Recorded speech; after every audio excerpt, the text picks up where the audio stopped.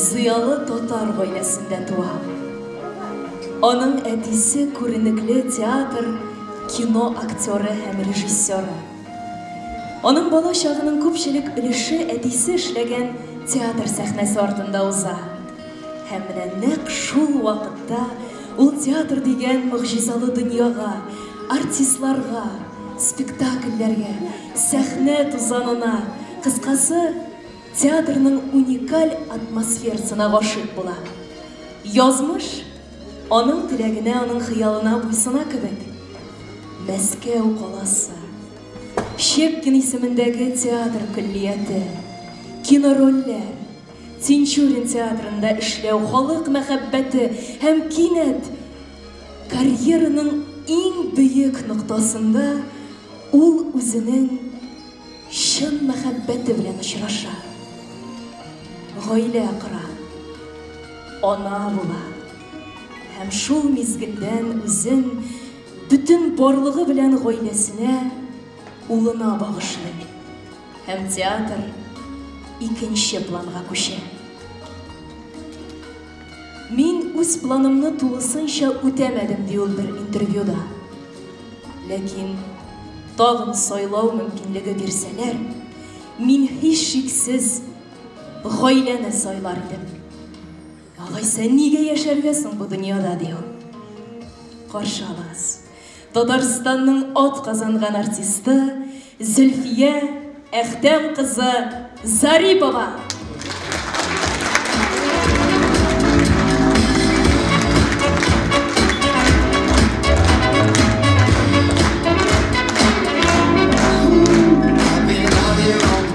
Хәерле кич, хөрмәтле Зөлфия ханым. Рәхим итегез безнең Кәнәфигә, безнең Зөлфия апабыз бик үзенчәлекле, уникаль шәхес. Шуңа күрә бүген юбилей кичәсе дә гадәти булмаган форматта узачак. Шулай бит, Зөлфия апа?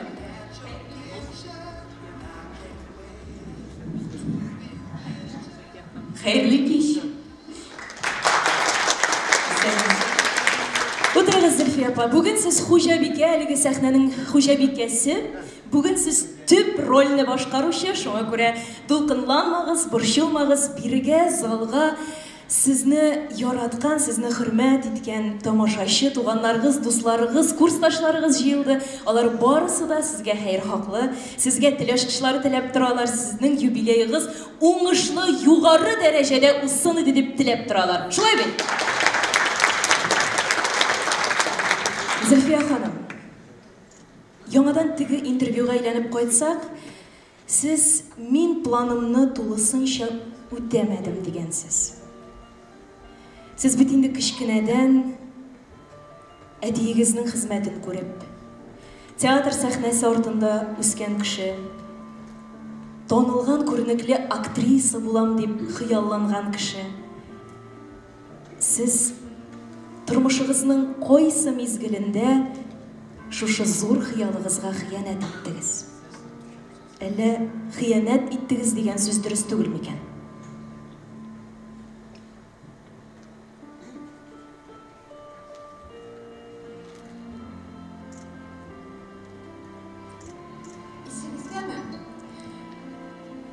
Исегездәме? Шундый кино бар иде. Королева бензоколонки. Шунда төп героиняның шундай сүзләре бар иде. Я не мечте изменила, я мечту изменила.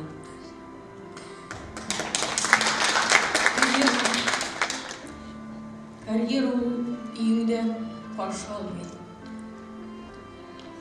Акча күз яшьләреңне сөртмәй. Дан кулыңны сузмый диләр.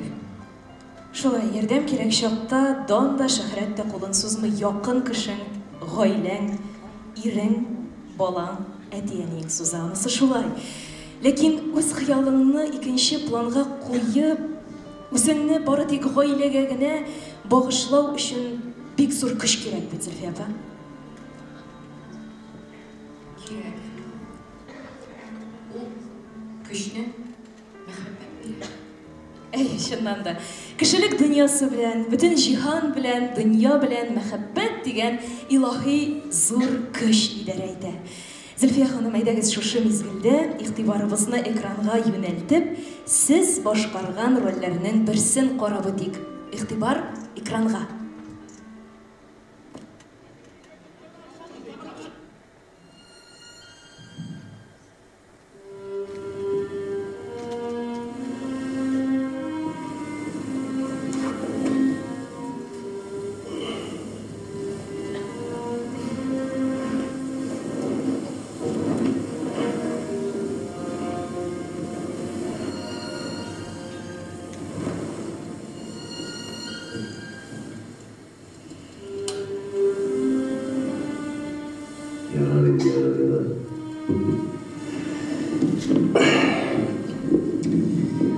Nikahımızda 40 günler ötüne karamazdan eli gözlerine bir de tutup koyuyorlardı.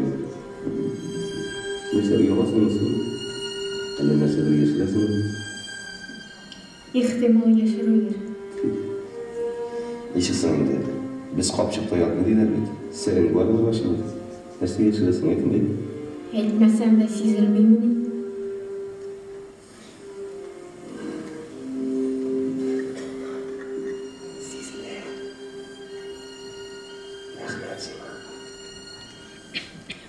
Alaysa yaşırabilmeyi yaşarım. Bundan sonra kişi gözüne görünmezken tırışır mı şimdi? İnşallah işte. Kustidi bilenden korkam. Kimge? Bina mı? Nikahka kılma, nikahka da kustiyu ihtimalı var değil. Şuna göre şatlanırga da korkam, elle ne bulur tüsülüm. Şaplan dedim. Көп mü yaşıp ben seni şaplanına da babalım. Elimde bu yolu kalağa var başta. Sina degan ayollarni satıp almışa qaytdım. So'nggi baruım bo'lmas hele.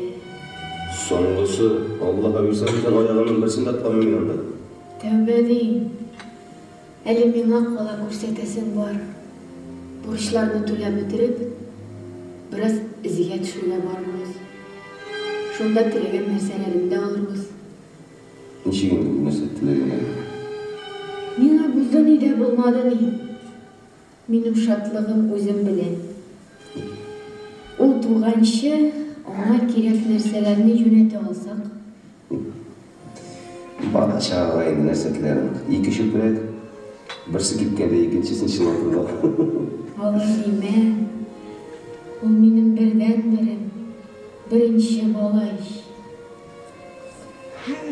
Benim üçüncü... Qanada? Bu bolalarni aytib, taniylar mısın sen? İşi mi? Tinglavim. Tinglaylar da tek mene yolg'onchi bo'lib qoldim. Narsa bo'lding lan? Qo'lidan seni olib qaytasi qalfoq bilan shetigini G'aziza bobolarimdan qutlov so'rab borgan. Boboqay qutlagan. Endi mene bo'sh qo'l bilan qaytgansan. Ularning ko'ngillari bulayda ketdi. Qanotlari kuygan. Nendagina so'z aytsam da ishondiru qiyin. Әлләйді Ғазизасына өзімнің кәушімні, Шәрифке сенің кәләпушімні береймі? Атағыз алып қайтқан, үсә түшкәш киерсіз деп. Білмеймін тағым, өзіңе қара көңілің шектілі шылашы. Қазір өк берейм әлі. Башшыларына қойып тынышлап йоқларлар.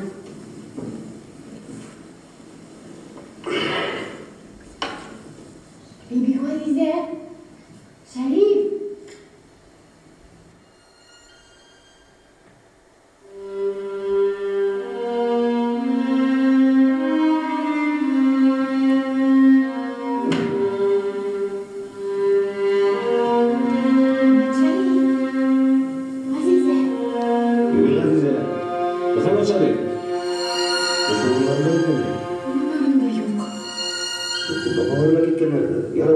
Qaytırlar əlifdə. Sen yetimlikten nekeni bilmeysin. Yetimlikten görmedensin. Böyle özüm barıp olup Zülfiya hanım. Sizge bu kadrlarda neçe yaş deresi?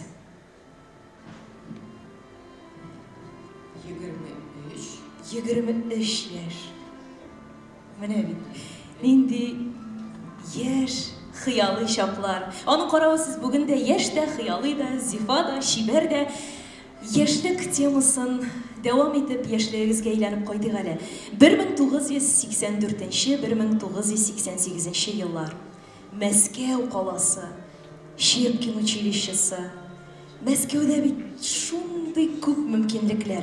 Moskvada qalasıgız kelmedimi desin? Nega Qozonga oshqindingiz? Biz şu kadar yaratıp okudık. Birge Tatarlar deyip gururlanıp yürüdük. Şuna da biz ayrılışabız deyip uylamadık. Qozonga, teatrga deyip qaytamiz deyip ümitlendik. Lekin Qozonda sizni quloch jayib kutib turmaylar. Shulay bit siz birinchi yo'q degan javob bilan uchrashasiz. Meni teatrga olmadılar. Boshda olmadılar. Ammo siz berishmadingiz. Birsinden birsi motor roller boshqardingiz kinoda. Ondan so'ng Tinchurin teatrına chaqirib oldingiz, onisi biroz so'ngroq. Eng muhimi siz olpat artistlar bilan ishladingiz. Hem 24-23 yaşingizda siz Buyuk To'qayevizning enisi rolini boshqardingiz. Ul vaqtda eligi rolning, eligi personajning ne darajada javobli, darajali ekanini angladingizmi, Zulfiya opa? Yo'q, men uni anglamaganman. Menga eng muhimi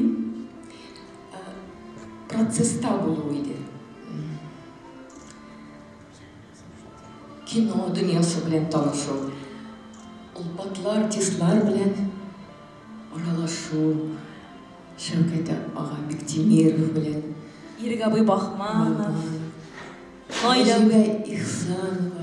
Dunayev, Noila Ayubov, Tajidinov, Naila Ayubov, Asghar Shakirov, Firdevs apalar, Ahtamova Firdevs apa, Xayrulina Firdevs apa, Shirmanda Asghar abi hizmet birsinden birsi olpat artistlar, bunday korifeylar bilan bir prosesda qaynaw bit ko'p kina yaş artistlarning xiyalı, belki turmushga oshmas xiyalı.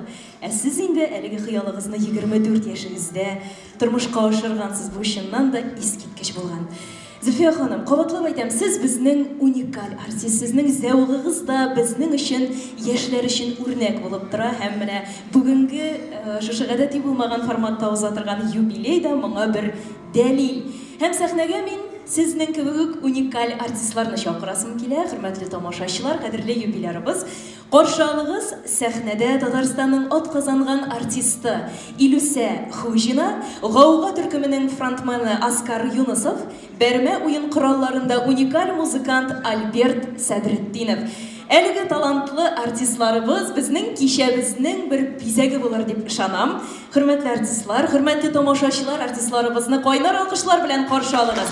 Ilusa Xujina, Askar Yunusov, Albert Sadriddinov. Hurmatli yoshlar, sahna sizga.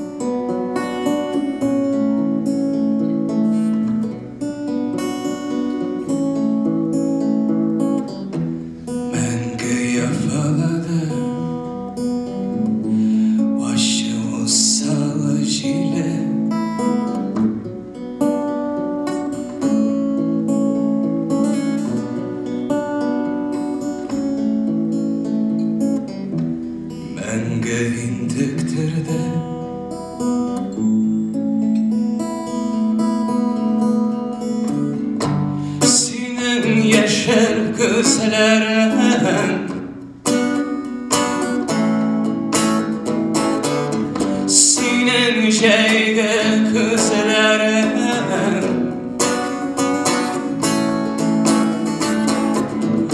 Bırıktı eserlerdi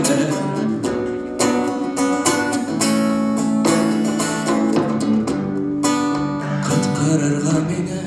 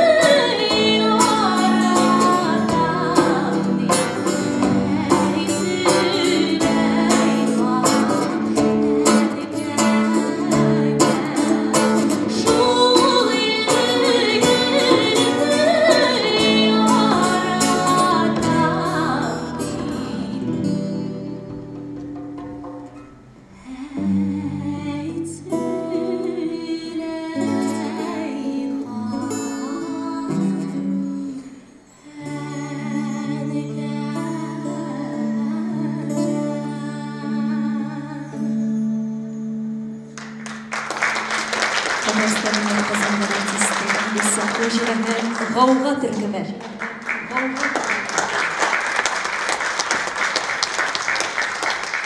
Хөрмәтле тамашачылар, юбилей кичәсе булгач, әлбәттә инде котлауларсыз булмас.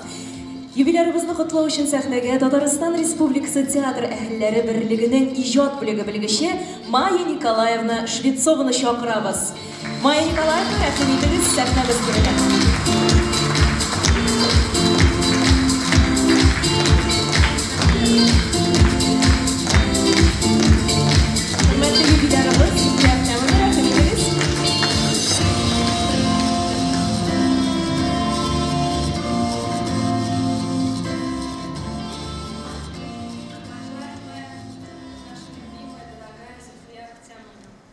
Союз театральных деятелей Республики Татарстан поздравляет вас с юбилеем и выражает вам огромную благодарность в помощь в развитии и процветании татарского театрального искусства. Ваш талант, ваша актерская игра покорила сердца многих, и мы вам говорим за это огромное спасибо. Мы говорим вам спасибо, если так можно сказать, за вас, за то, что вы у нас есть. Союз театральных деятелей занимается социальной поддержкой и материальной помощью нашим членам. И за это отвечает уполномоченный каждого театра. Зульфия Ахтямовна выполняет ответственную миссию. Она является уполномоченной театра Тинчурина.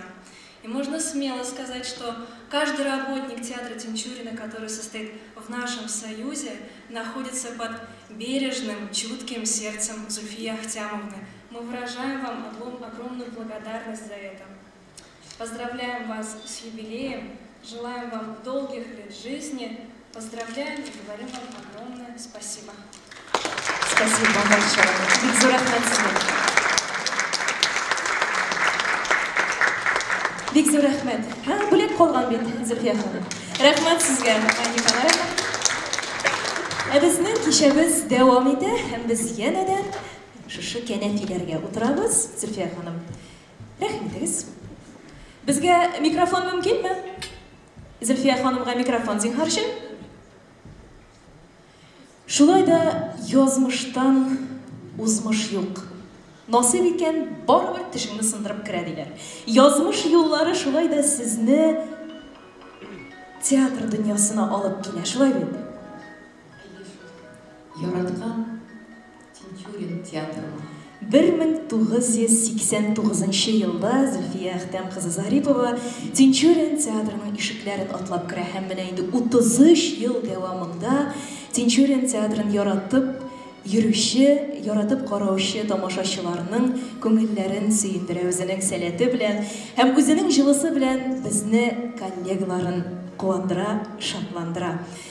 Дистәләгән рольләр, төрле режиссерлар, яраткан коллегалар, берсеннән-берсе истә кала торган уңышлы рольләр.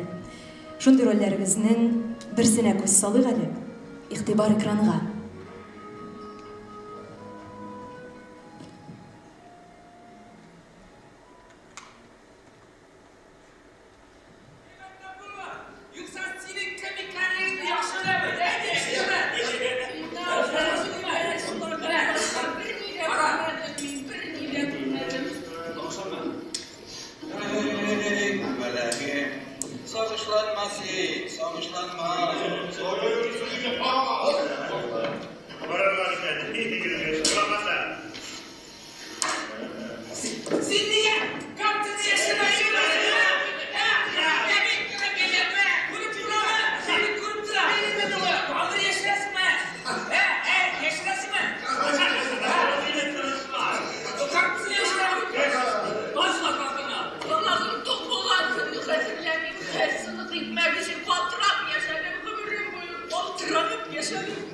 Başkalardan birine sınıfta ortadıra başamazsa tırışıp bozam şimdiden. Bir tiyinlik reset kurmadan ne işim, ne günahlarım, ne gayibim işim. Başka koyde, karlık bitti mi ne? Zarar yok. Zarar yok. Aldın sıra.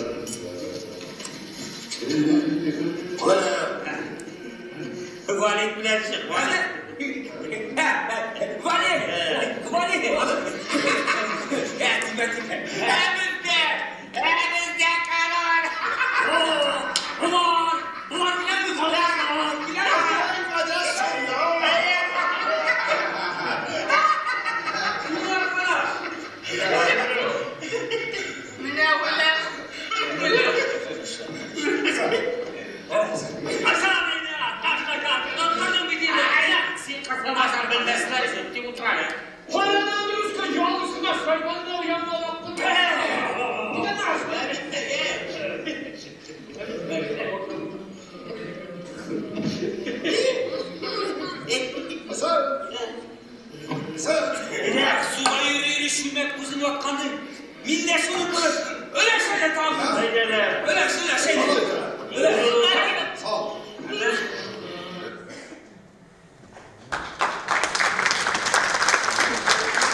Teatrın elbette kollektiv işi, aktör bir özü шығып басып, bir nidem aytar alмай, шулай бит.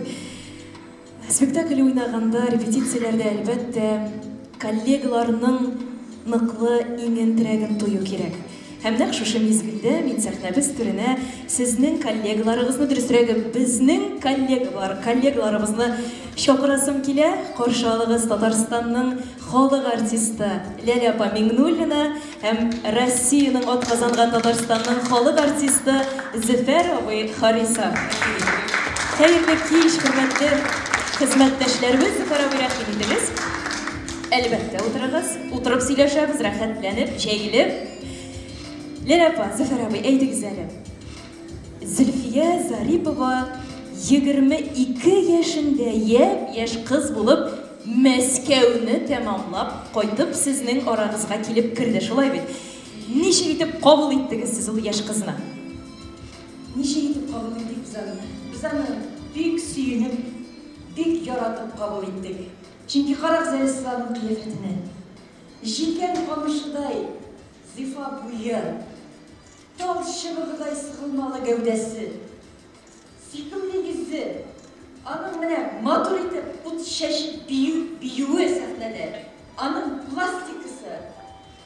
Менә ничек итеп каршыласын шундай артистканы?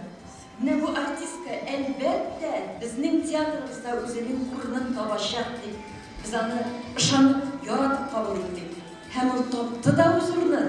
Тапты, үзенә тиң урынын тапты.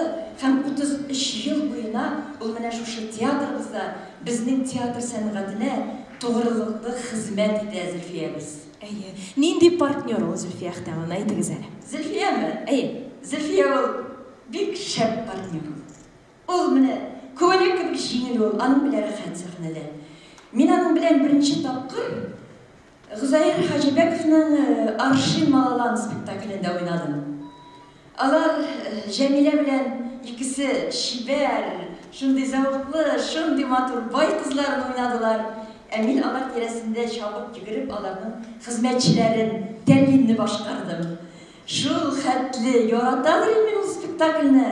Шул хәтле менә күңелемә кирип калды ул минем менә һич кенә дә исемнән чыкканы юк. Аны Дамир Равилевич Сиразиев куйды. Ул аны үзе дә шул хәтле яратып куйды, шулай бизелер. Шул хәтле менә без аны тере оркестрга җырлап, тере оркестрга җырлап, менә дә безнең оркестрыбыз бар иде менә дигән Ринат Бикбулатов җитәкчелегендәге. Шулай итеп, матур итеп, әйбәт итеп, дус итеп уйнадык. Шулай бит Зөлфия. Шулай истә калырлык булды, шулай бит. Мин ул вакытларны бердән онытмыйм. Аннан соң мин сине гомеремдә дә онытасым юк. Гайфи бабай илә Әндәбай спектаклендә хәтта җырлыйсызлар.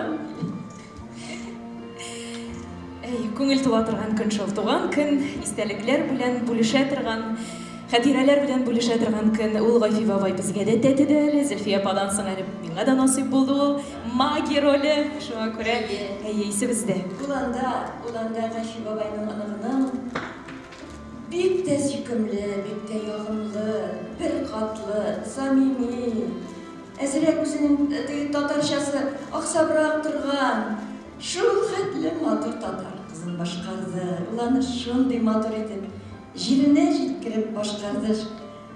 Бик матур спектакль иде ул да, шулай бит Зөлфия. Ул архивта нәкъ менә Зөлфия апа башкаруында кирип калды, шуңа күрә тамашачылар Зөлфия Зарипова башкаруындагы Махинурны һичшиксез хәтерлидер, телевизордан һәр даим күрсәтеп торалар бит. Рәхмәт сезгә, Ләлә апа. Зөфәр абый, сезгә күчик, сез дә истәлекләр белән, хатирәләр белән бүлешегез. Минем дә язмышымда зур бурылыш алган аршин алган турында сөйләп торасым килми инде. Мин күчәм, без Зөлфия белән хәзер беләп торам. Ирле хатынны булып уйнаганбыз икән. Birinci iрле хатынны ролебездә Наил Гаетбайның шкаф эчендә кем ята? Ул шундый тиз бара иде спектакль. Менә башланда да әйбәттә дә менә дидек. Чөнки анда бер туктаусыз чабу иде. Шул хәтта тиз сөйләү иде. Аның соң инде бик исемдә калган роль Ремаркның без бит барыбыз кешеләр Рәшит Муллагалиев кылган Ой Резидә Гарипова кылган спектакль. Анда да син минем хатынымны уйнадым. Бик ачы, язмышлы гаилә, бер-берсен шул хәтле ярата торган, шулай хөрмәт итә торган кешеләр. Менә мин Зөлфия турында шуны әйтәләм. Ул әллә менә үзе әйткәнчә шул училищены бетергән, Мәскәүдән кайтканнан соң да ул шундый Мәскәү актрисалары шикелле. Ул шундый менә зәвыклы, без аны кабул иткәндә дә bu татар кешесе түгелдер, bu Әхтәм кызы булса да, ниндидер бер Мәскәүләрдә туган, Мәскәүләрдә тәрбия алган, теге курслар бетергән курсисткалар шикелле иде ул Зөлфия, һәм менә шул кинода, телевизионный спектакльләрдә уйнау, һәм әтисе дә телевизион режиссер буларак, ул менә эмоцияларын, хисләрен күзләре белән чагылдыра иде. Ул ниндидер менә табигый, шандырлык, шәвәләнми. Театрда бит инде күбрәк теге күп айтылган шәвәләнүләр, купшыниләр, чыршу килүләр. Зөлфиянең табигатында андый әбер юк, ул басынкы һәрвакыт. Ул да кычкыра белә. О, җиннәнсе Зөлфиядән дә бауырыннан, бүйірінен шыға тавышы. Сәхнәдә. Қорықтың ма? Анар инде біз менә бик ұзақ еллар аның белән ирле хатынны уйнаган спектаклебез булда булса, Нәбия Гыймәтдиновның шулай ук Рәшит Загыйбуллин куйган бер тамчы ярату спектаклендә. Сагындырыр әлбәттә, сүздә юк. Зөлфия, синең театрда үз урының бар, син аның өчен борчылма. Әлбәттә, син хатын-кыз буларак шул вазифаңны үтәдең, гаилә кордың, балаңны тәрбияләдең. Бу хатын-кыз өчен карьерага караганда Аллаһ Тәгалә каршында зуррак вазифа, һәм шул вазифаңа син ихлас, татар хатыннарынан гына хас булган тугрылык белән, рәхмәт үзеңә, тугрылык белән шул эшеңне башкардың. Аллаһ Тәгалә сине исәнлегеннән аермасын. Балаңның һәр вакыт шатлыклы, бәхетле, матур мизгелләрен менә күреп, куанып, тормыш иптәшең белән, үлфәт мөхәббәт белән шулай тигез матур картлыклар күреп, шул балагызның бәхетенә куанып, озак бәхетле картлыклар кичерергә насыйп булсын. Амин, бик зур рәхмәт теләкләрегез, хатирәләрегез өчен. Хөрмәтле тамашачылар белән бергәләшеп. Анда һәм Ләлә әйтмешли, ул бүген дә яшьләрдән калышмыйча бии, сәхнәдә ижад итә, алда да ижад итмешләр. Күрәбез әле без аны, күрәбез бүген. Рәхмәт сезгә, хөрмәтле хезмәттәшләр, тамашачылар белән бергәләшеп, әйдәгез тагын бер видео өзек карыйк. Бергә.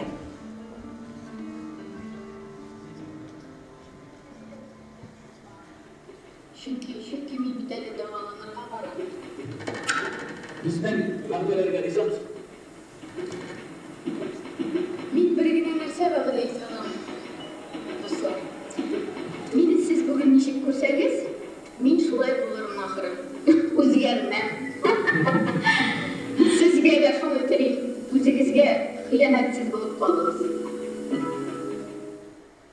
Hem siz şundan da şul vakittagi Zülfiye apa, siz şundan da özgermegensiz, bir tomçı da özgermegensiz.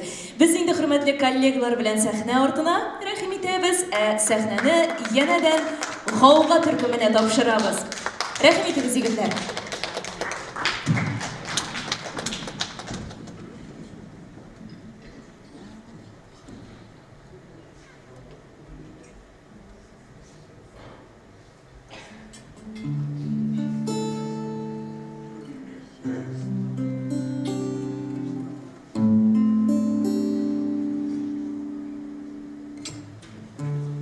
Senin turunda yağmur ise kele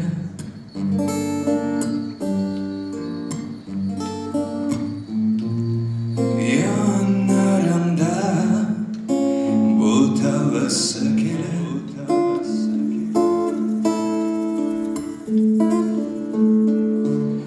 kapkanımla şıkkıyım tirenerek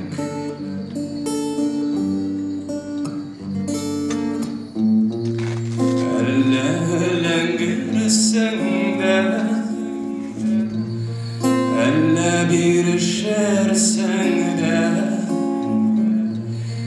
ullet kıstay sinemina yürek türlü haller bulada şiller eline valada emmesine nuruna iblep kenne kabıda ilkalanna da yolada senin tığında maktanası gile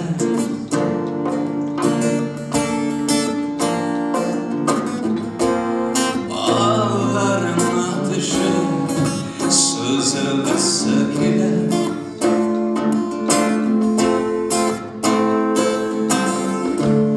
ağlarımla salamın yaşarak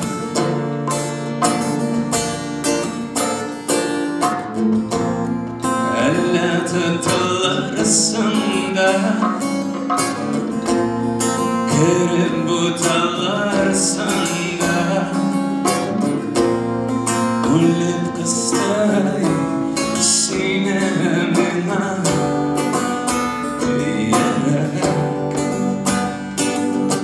türlü eller bulada şiller eline valada emmesine nuruna iblep kenne kapıda yıkanılanna da yuvala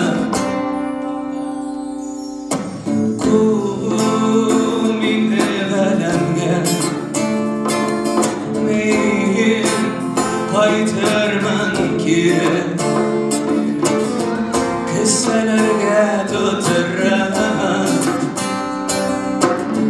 böldürgen yıldızına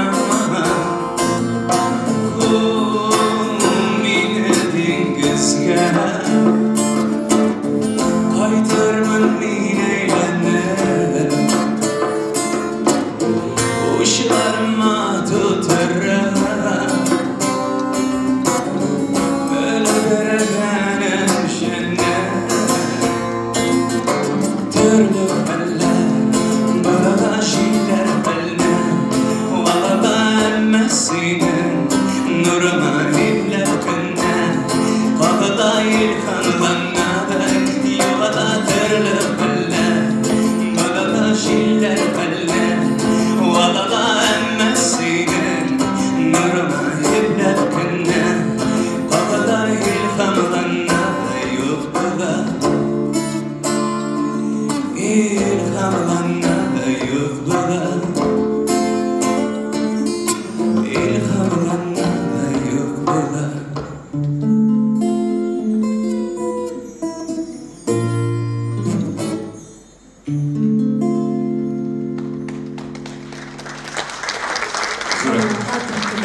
Rahmat sizga yigitlar. Kelesi шығышны минем табышмак итеп тәкъдим итәсем килә.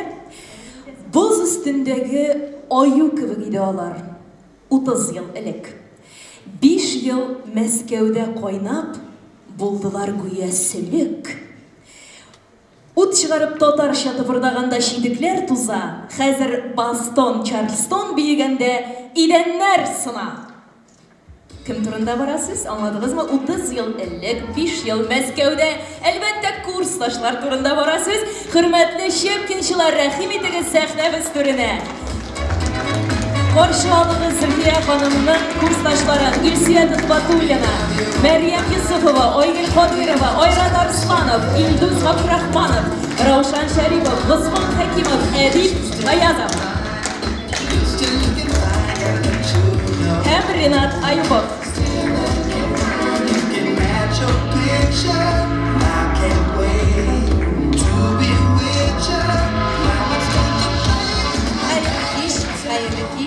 Hürmetli tamaşaçılar,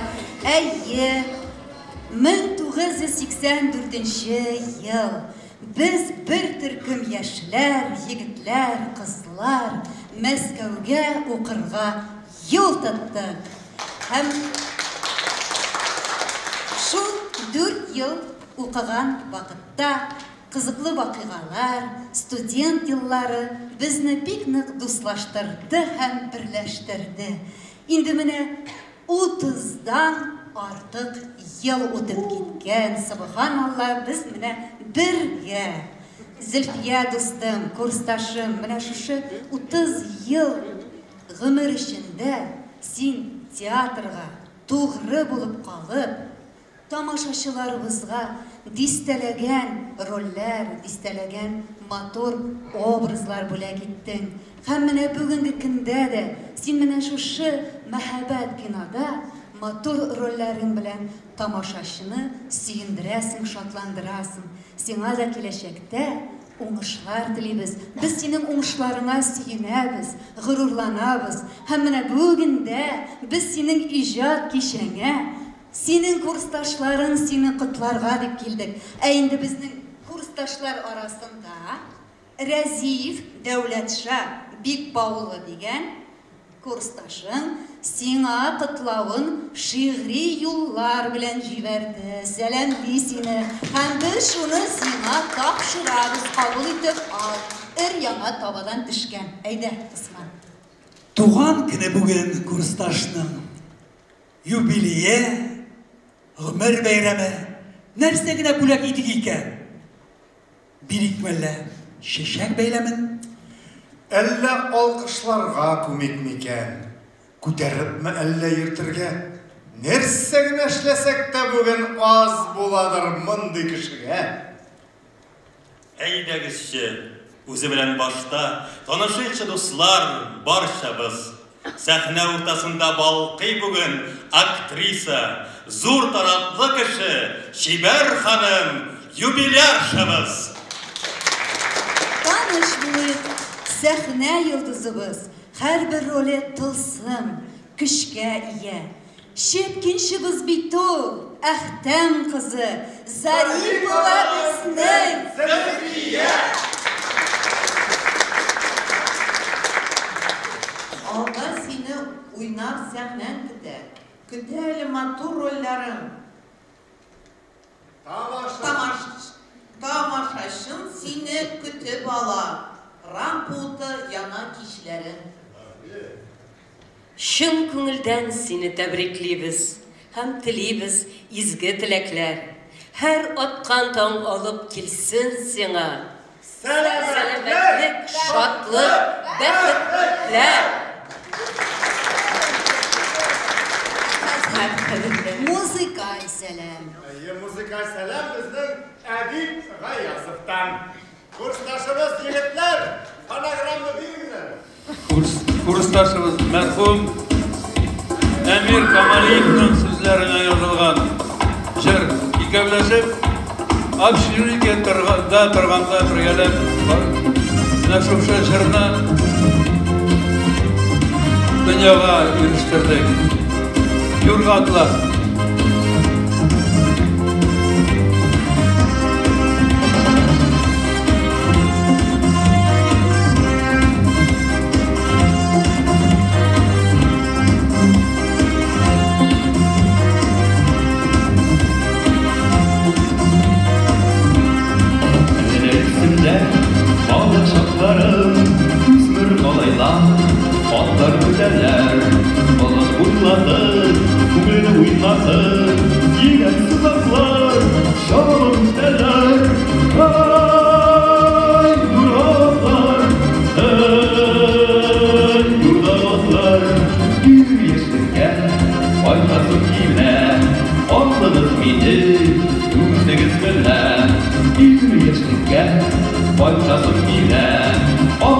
meni o'zingiz bilan.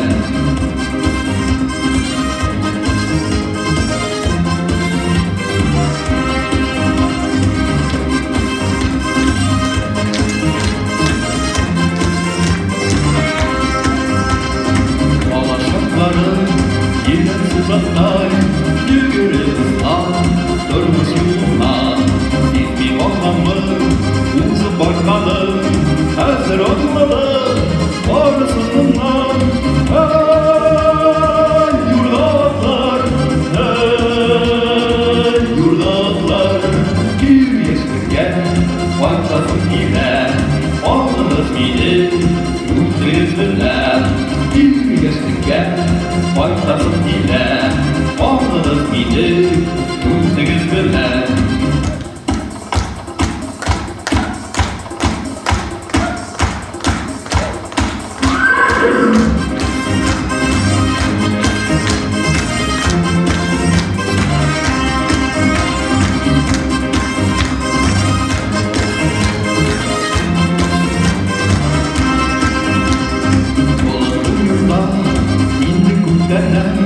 Başka malaylar, batlar güdeler, digatlarına, havanlar sular, yüvetsiz güneş, şalın deler. Yurdalar, yurdalar, bir yaşlıkken, başkasın ile, ağladınız mıydı, yüzünüz bilen. Bir yaşlıkken, başkasın ile, ağladınız mıydı, yüzünüz bilen.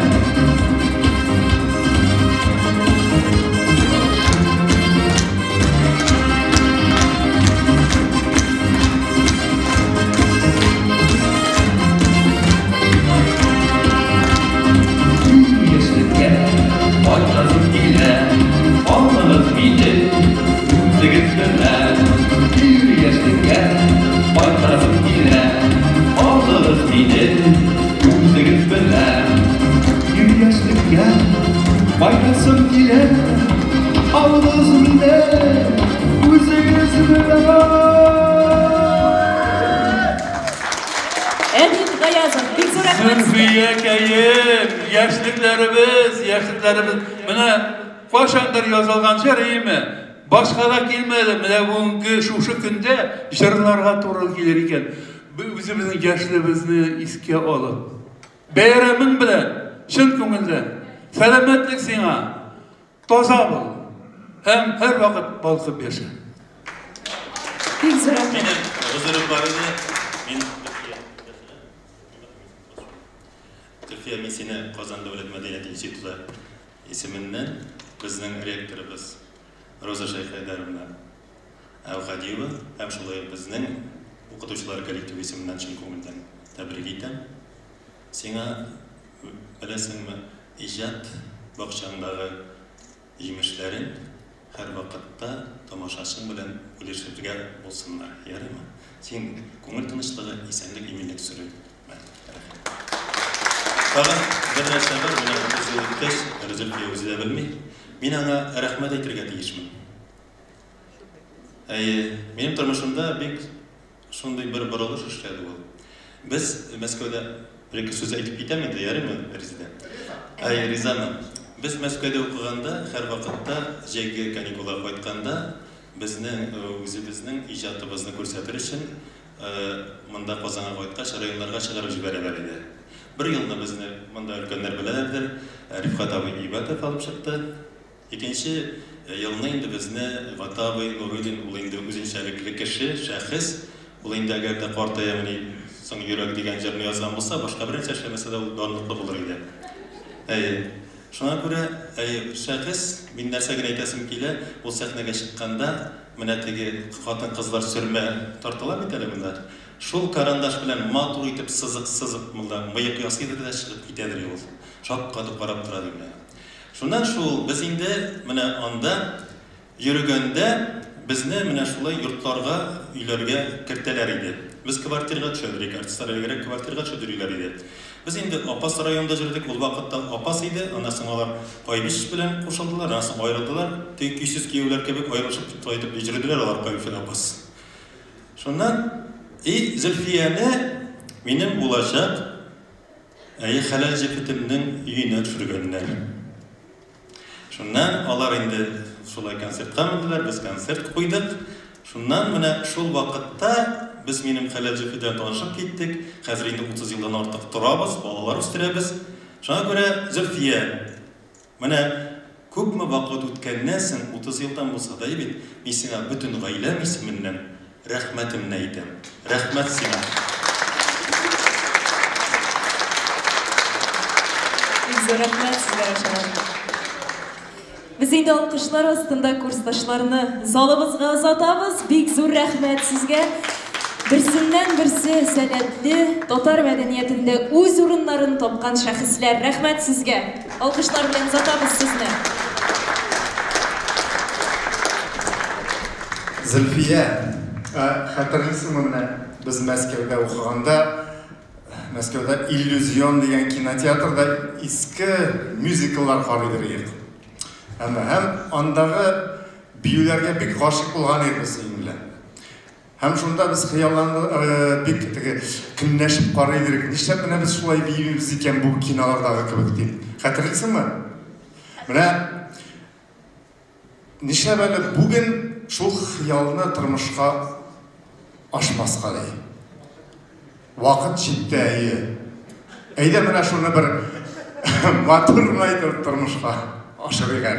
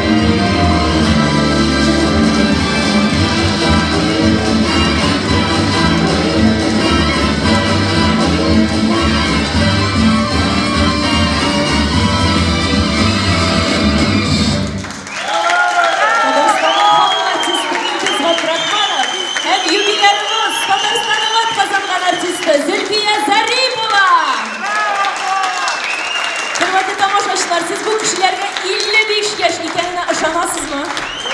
Yok, ben de aşamıyorum. Şundan da bu bir iz gitmiş. Bile hıyallar durmuşka oşa. İlgiz efendi bile Zülfiye Hanım'ın tağın bir hıyalı durmuşka oştu. Bek zor rahmet sizge. Eferin.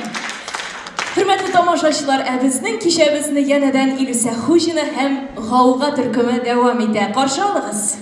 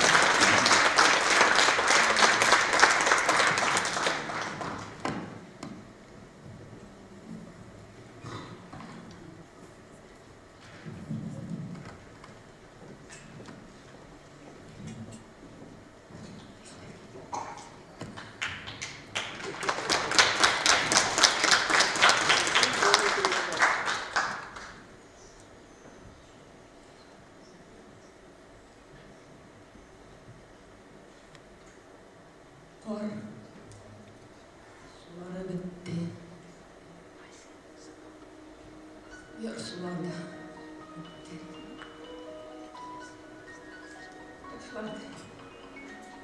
Değerli benim yine yürek. Sağımdan gidip şavuş otuna kadar aşkına. Ayrım yaşap yıllar.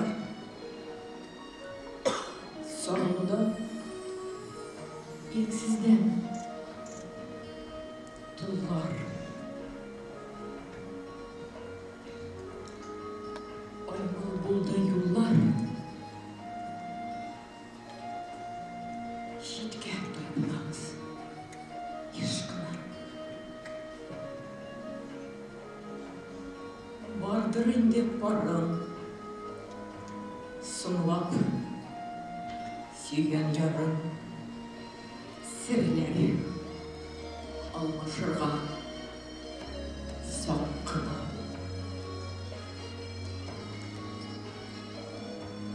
Bir şey uylar falan.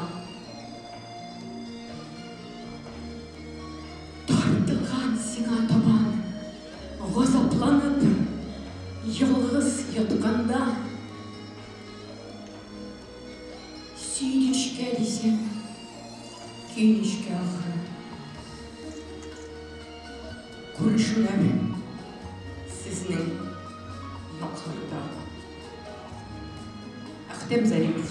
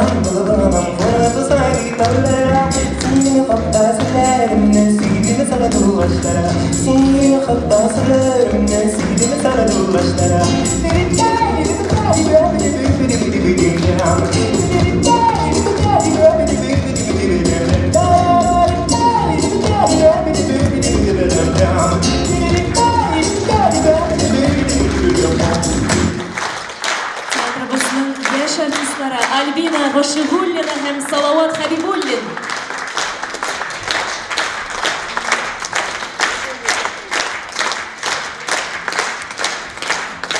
Biz kutlovlarını devam ederiz. Hem sahnege Abdulla Karim ismindeki Yaş Tomoshachilar teatrının bosh rejissyori, юбилярыбызның курсташы Ринат Аюповны hem Татарстанның ат казанган артисты Рәмзия Закирҗанованы чакырабыз.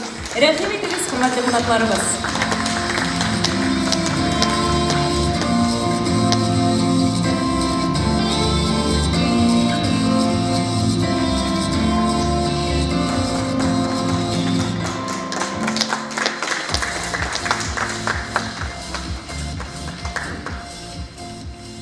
Зульфия Багрым, сені юбилейің білән, туған күнің білән құтлыйбыз. Абдулла Кариев исеміндегі Яш тамашашылар театры сені бик ярата, хөрмәт итә. Синең иҗатыңны таныды, синең иҗатыңны нык ярата. Мин бик горурланам синең белән бергә укуыма. Горурланам шушы театр сәнгатендә син дә югалмавың минем өчен бик рәхәт. Юбилейың құтлы булсын. Менә бу ниндидер авырлыклар булганда булган компенсация өчен. Компенсация. Біздің театрда.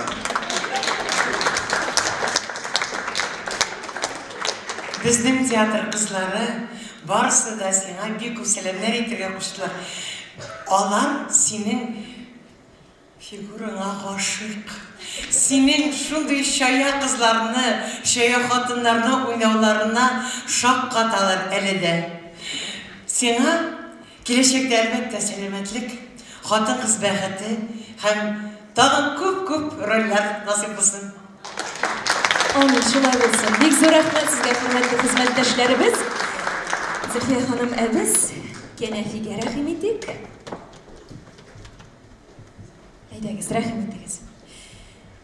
Мин театрда актив рольләр башкарып йөрим. Аякта тишек башмак, өстемдә апай төзәтеп биргән күлмәк, кыскасы, хәерчелек заман акча юк. Ирем белән аерылышканга 1 ел. Әле яшьләр кибәгенә башлады. Шундый авыр чакта таныштым мин булачак ирем белән. Хәер, аны элек тә белә идем. Беренче күргәндә үк йөрәгем әллә нишләп киткән иде.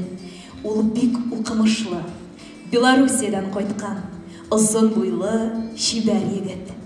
Икенче күрешүдә мин беренче караштан мәхәббәтне нәрсә икәнен бар җаным белән тойдым. Ул булмаса, мин хәзерге булмас идем мөгаен. Ул миңа нык ярдәм итте. Без йөрмәгән чара, спектакль, концерт калмагандыр. Шундый итәгатьле, тәртипле ул. Миңа Ходай ирем аша, гаилә аша бәхетнең иң татлысын татырга биргәндер. Зөлфия ханым, бу сезнең 10 ел элек биргән интервьюдан өзек булды. Бүген сез үзегезне бәхетле хис итәсезме? Җавап бирегез әле, зинһар.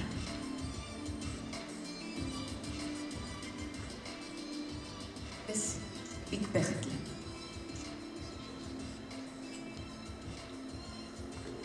Бөтен кеше дә шулай яратып һәм яратылып яшәсен иде. Мәхәббәт булган җирдә байлык та, саулык та, барысы да була.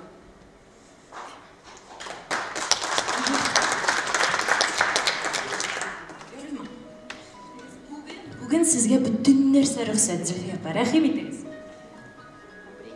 Мин яратам бу тормышны син булганга.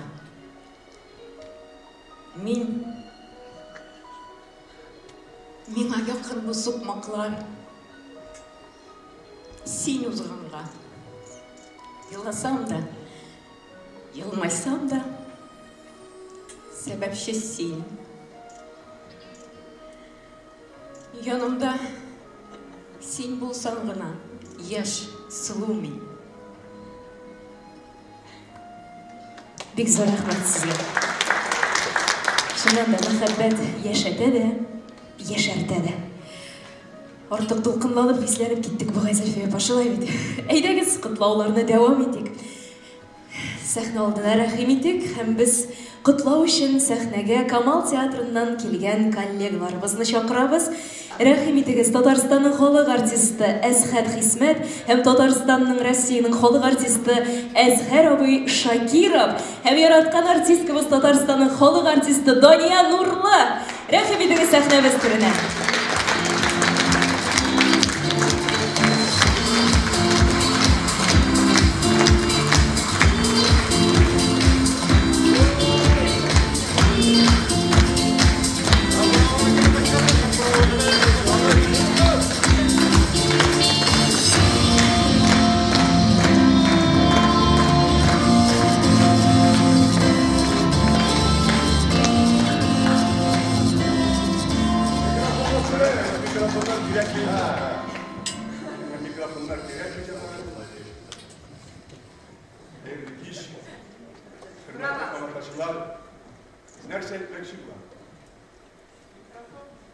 Миңа Зөлфияның әтесі Әхтәм шалтыратты. Әйтті, бүгін менің қызымның туған күні. Жинаға үшін келіп, менің есімнен, әнесі есімнен бізді қорған үшін бик зор рахмет айтты. Менің барлық есімнен әкиянысың қораған балаға шын көңілден рахмет айтам.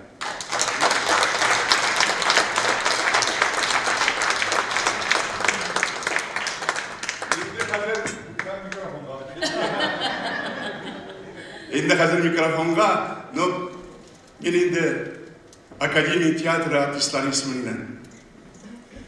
Ғұммен сәңғатны яратушы кішілер есімінен аны бүгінге зор, матур, көңілді бәйрәмден, шын көңілден тәбрик етем.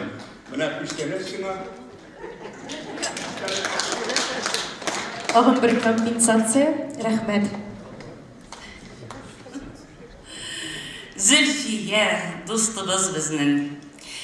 Әлі көптен төргіне өзімнің де бәйрәмім ұзып кетті. Мен 75 кіне әлі. Сеға 55 кіне.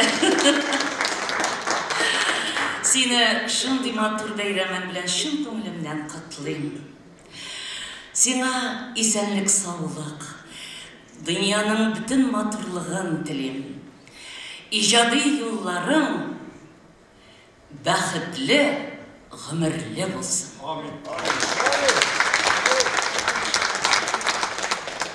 Енді қадірлі тамашашылар, бұл артистлар жанынан мен әзірек кішіреге. Меңа да Әхтәм ағай шалтыратты. Әшқат, анда Ғапбас Хазіреттен үзіп көрсетірлер. Зинхар шығып мұна шында бір-екігіне сөз айтәлі дейді. Әхтәм ағайның мұндай сөз айттырасы келі әлбәтті. Білмейм, мен біраз ғына шыңға қалдым, башланған енді Ғапбас Хазіретті көрсеттер. Техник себеплер орғасында Ғапбас көрсетіп болмайды. Мәне шушы Ғапбас Хазіретті біз ойнадық. Зülfiya менің қызым еді. Мен еш Ғапбас Хазірет болдым. Дания апа менің екінші қатынымның ойнады, Нәжип апа біріншісі еді. Әхтәм ағайның былай деп айттырасы келе. Ғариф Ахунов yazған, ол Иділ қызы деп аталар. Деймі? Иділ қызы деп қоя башладылар. Енді кино шыққаш, телевизион фильм шыққаш, Ғариф ағай Ахунов Әхтәм ағай алдында, қандай шында ойнаған артистлар алдында. Артистлар бек зор рахмет, Әхтәм дос сена бек зор рахмет. Бұл Иділ қызы түгіл, Ғапбас Хазірет деген роман болашақ деп әйтіп қалдырды. Мына бұл Әхтәм ағайның әйттіресі келген сөзі, қазір енді ол Иділ қызы деп аталмай, Ғапбас Хазірет деп атала екен. Аны Ғариф ағай Ахунов шулай деп жазып та қалдырған. Әхтәм ағайға бек зор рахмет. Шушынды шибар қыз өстіргенге. Енді Зülfiya сеңа рахмет тағы бір қат. Әттиянені қарау, ол енді бек зор іш. Аны қараған күш өзігіне біләдір. Шуңа көре сеңа бек зор рахмет сеңа ижат оңшы. Шулай, тағы біздің енді Әхтәм ағай болмаға шанда бірге шақырмасылар. Әхтәм ағай болса шақырырлар. Тағы бір ойнап барайсы келе әлбәтті. Ama lakin ümitsiz şeytan değil, sena icad olmuşları hem bu şeşek bile senin televizyon etiğinden. Bek zor rahmet sizge, hürmetli hizmetdaşlar. Alkışlar bilen sizni zalımızga, zatağız, Zülfiya apamızны zorlap kelganiniz için rahmet sizge.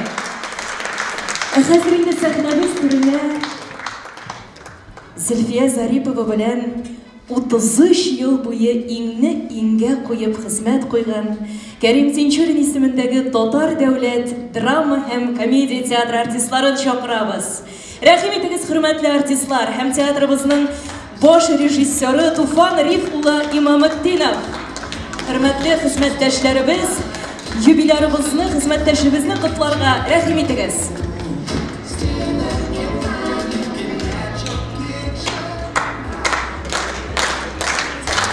Mene bizning ko'p aydagiz rahim etiniz sahnamiz turine. Tufan Rifovich, so'z sizga rahim etiniz.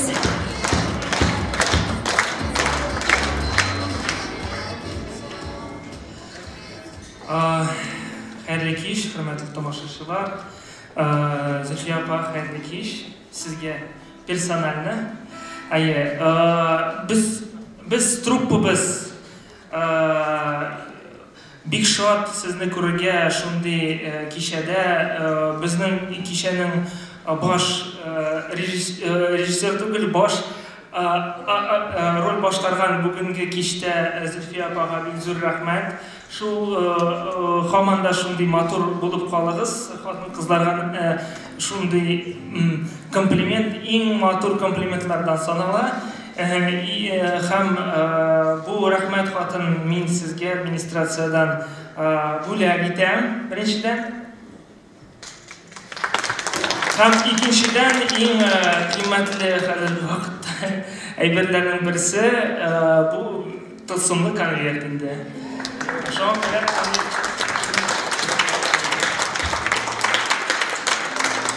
Бик рәхмәт сезгә, Туфан Рихмович. Хәзер сез Татарстанның атказанган артисты Әлфия Хәсәновага рәхим итегез, Әлфия апа.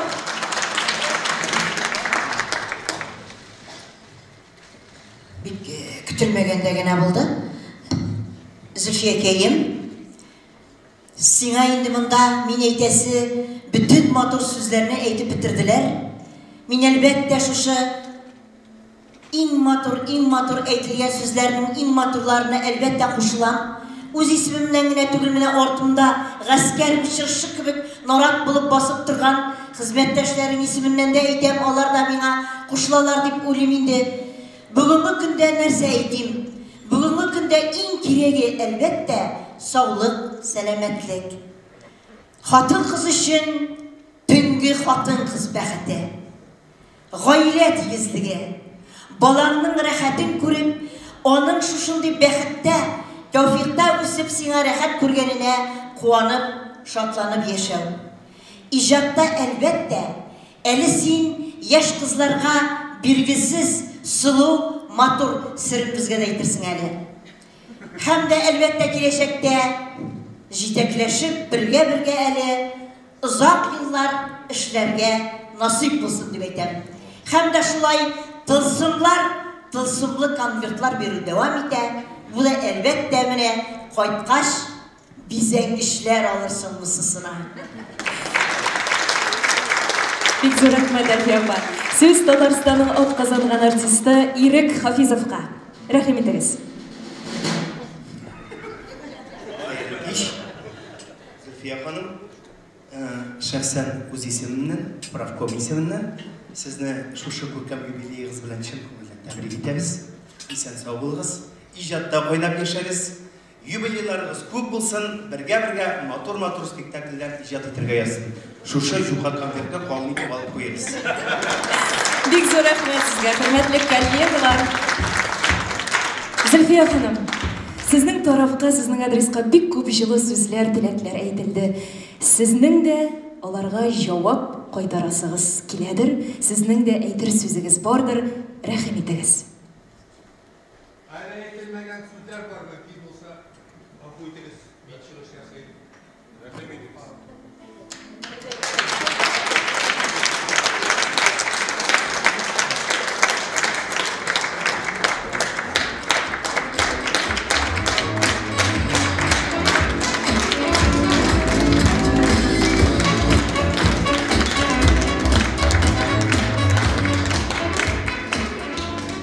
Абдулла Дубин.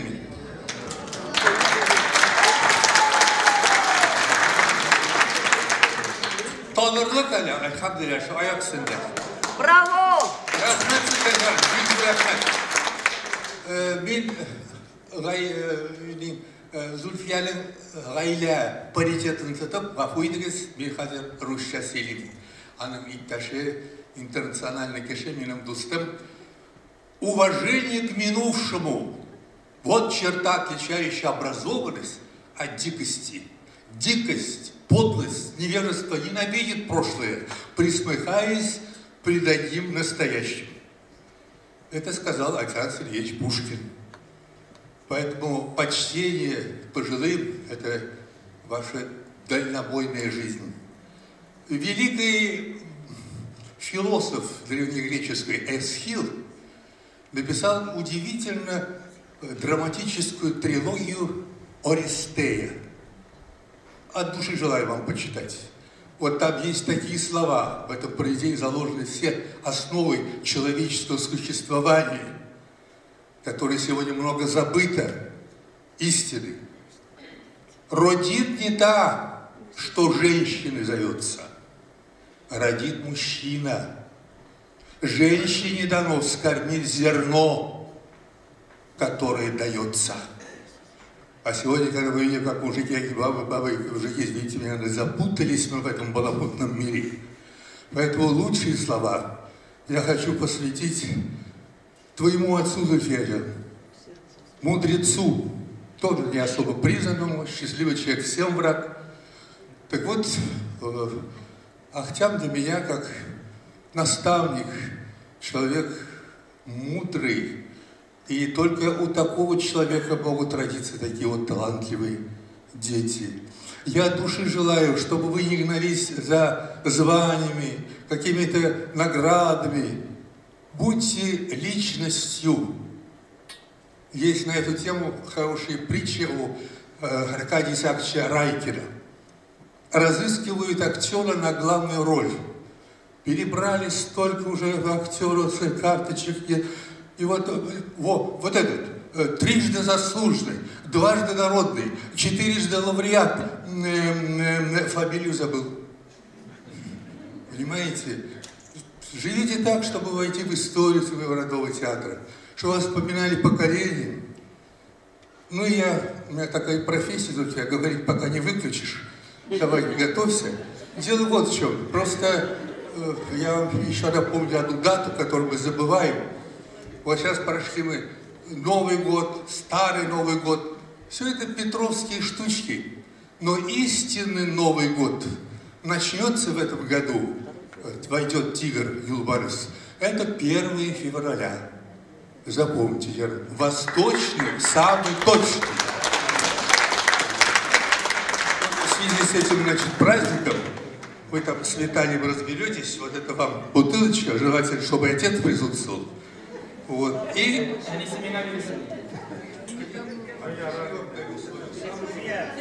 Зульфия апа, рахмет егез. Bu бүләкләр миңа туры сезгәдер, дип аңлыйм. Күрәсезме, Зульфия апаны кызлар белән бутыйлар.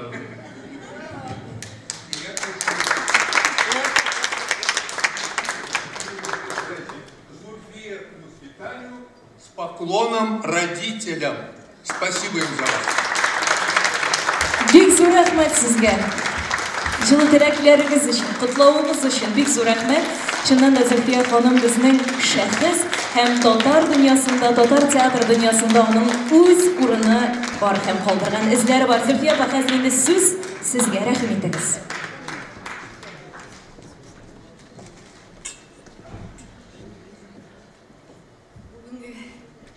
Кичәдән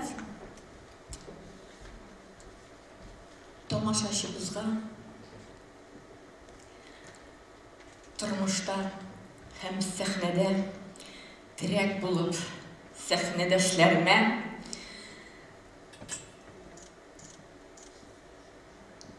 җитәкчеләребезгә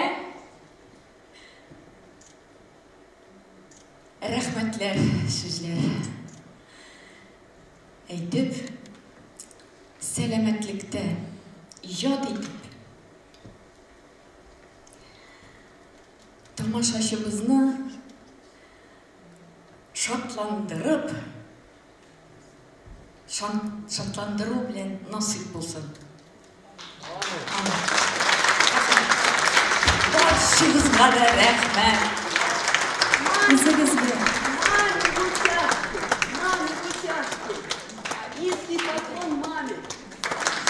Әби-әниегезгә чыннан да бик зур рәхмәт, шушындый сәләтле бала тудырган, үстергән өчен. Укытучыларыгызга рәхмәт, сезгә һөнәр биргәннәре өчен, режиссерларга рәхмәт, сезне рольсыз тотмаган өчен. Әле алда рольләрегез бихисап булсын. Уңышлар сезгә бергә-бергә иңне иңгә куеп эшләргә язсын. Бәхетле булыгыз, хөрмәтле Зульфия Ахтямова.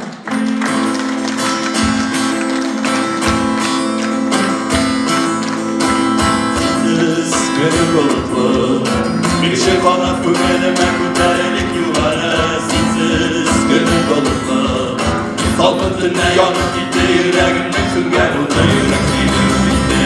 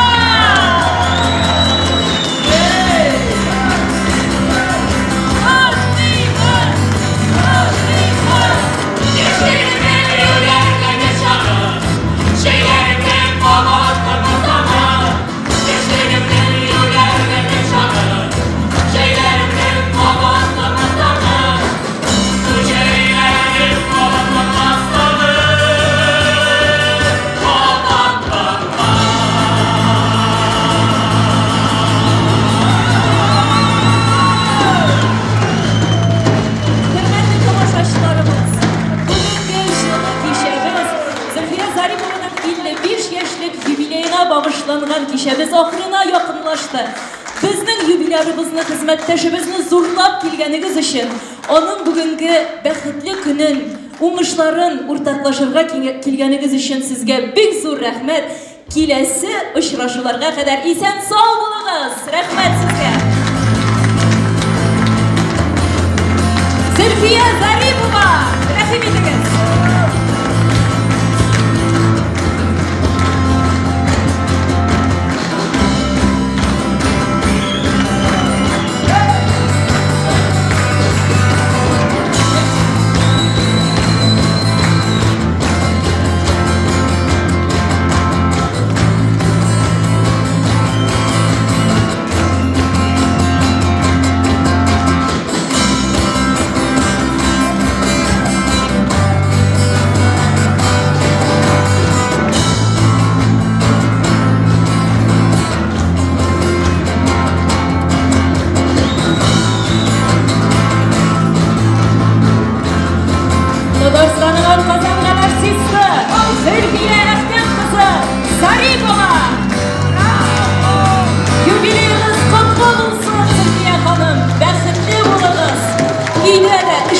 İşte de, bәхетле булырга язсын сезгә. Котлыйбыз сезне.